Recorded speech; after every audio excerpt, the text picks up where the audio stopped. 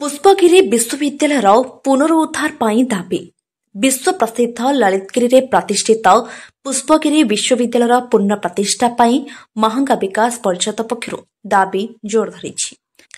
ऐतिह्य संपूर्ण बौद्धकीर्ति विमंडित ललितगिरीर कला भास्कर्य साहित्य और संस्कृति एवं आध्यात्मिक जागरण भू लुंठित हो पड़ी।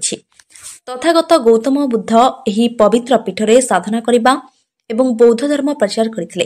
एठरे थिबा पुष्पगिरी महाविहार अर्थात विश्वविद्यालय भारत और भारत बाहर अनेक विद्यार्थी अध्ययन पई आसिबा गवेषक माने प्रमाण दैछन्ति।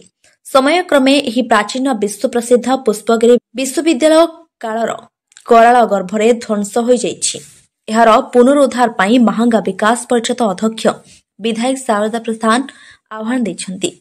महांगा विकास परिषद पक्षरु रविवार दिन बौद्धपीठ ललितगिरी एही सांबादिक सम्मेलन अनुष्ठित होइथिला।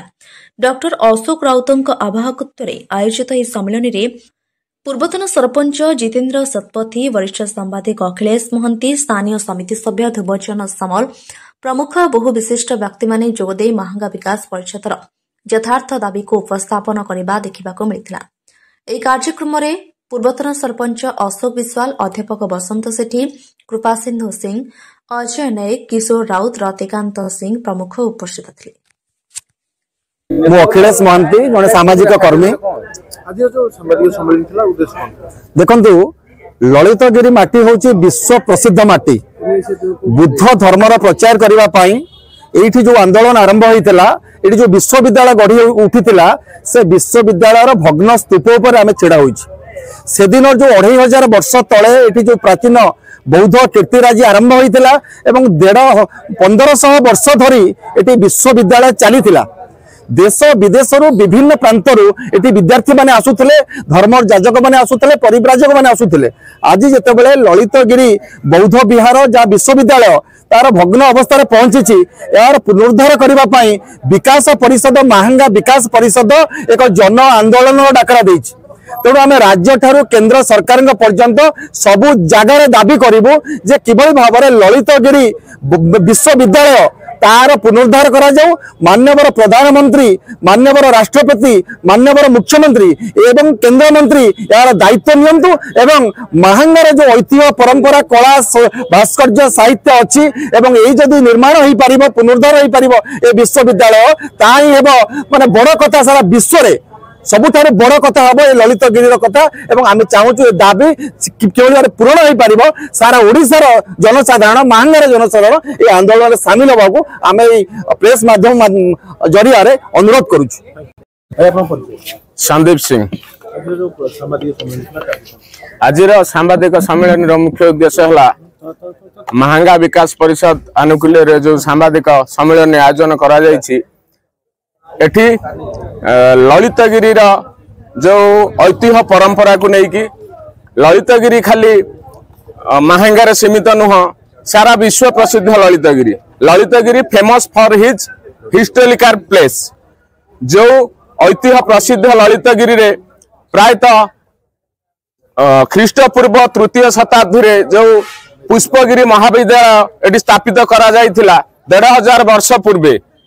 2500 वर्ष धरी जो शिक्षा प्रदान करुला ये जो विश्वविद्यालय तार अस्तित्व नहीं। वर्तमान उद्देश्य है वर्तमान से जो विश्वविद्यालय होइंसा 7वीं शताब्दी रे ललितगिरी माटी को आसी पुष्पगिरी महाविहार को परिदर्शन निमंते होइंसा चीन रा परिव्राजक निज पुस्तक रे लिखि जाइछन्ति जे कि पुष्पगिरी विश्वविद्यालय को अनेक देशर अनेक विद्यार्थी माने आसुथिले एठी विद्या अर्जन करिया पई। तेणु ए अंचलर समग्र विकास ऐतिह्य किंवदंतीर प्रचार समस्त दिगरे यार दाबी रहिबो।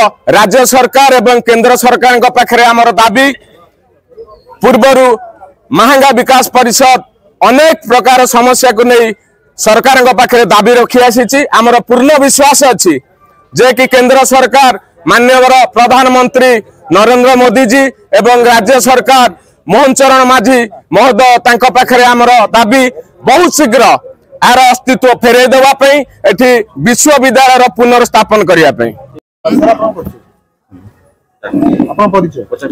मु डॉक्टर अशोक कुमार राउत एवं महांगा विकास परिषद संयोजक भाव में कार्य करुच्ची।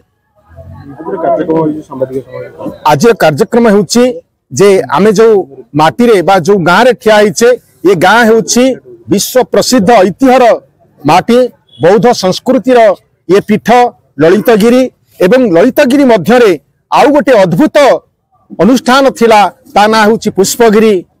2500 वर्ष ऊर्ध्व काल धरी ये माटी रे बौद्ध संस्कृतिर परिप्रसार होइछि किंतु 1500 वर्ष धरी पुष्पगिरी महाविहार पुष्पगिरी विश्वविद्यालय ये माटी रे कार्य करुथिला एवं समय क्रमे ताहा निश्चिन्न हो जाइछि किंतु एजावत प्रत्नतात्विक खनन एवं विभिन्न ऐतिहासिक तथ्य एवं तत्व द्वारा ये पुष्पगिरी यही स्थान रे थिला बोली प्रमाण मिलिछि।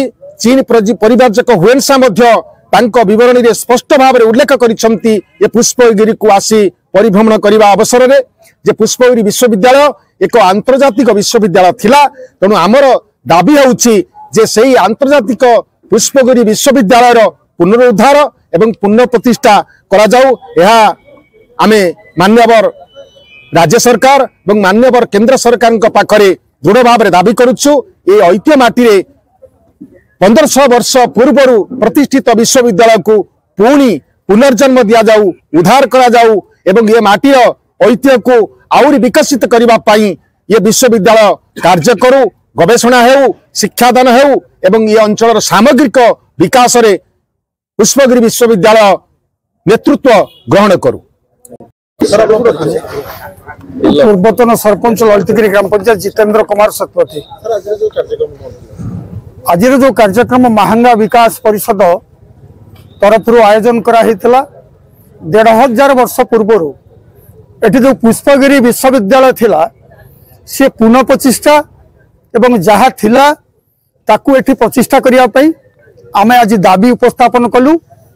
ए जो दाबी उपस्थापन कलु ओडिशा विधानसभा एवं भारत पार्लियामेंट रे कथा आलोचना होबार अछि एवं आर समस्त नेतृत्व महांगा विकास परिषद अध्यक्ष मान्यवर विधायक शारदा प्रधान को नवाई आम आज अनुरोध रखिलु।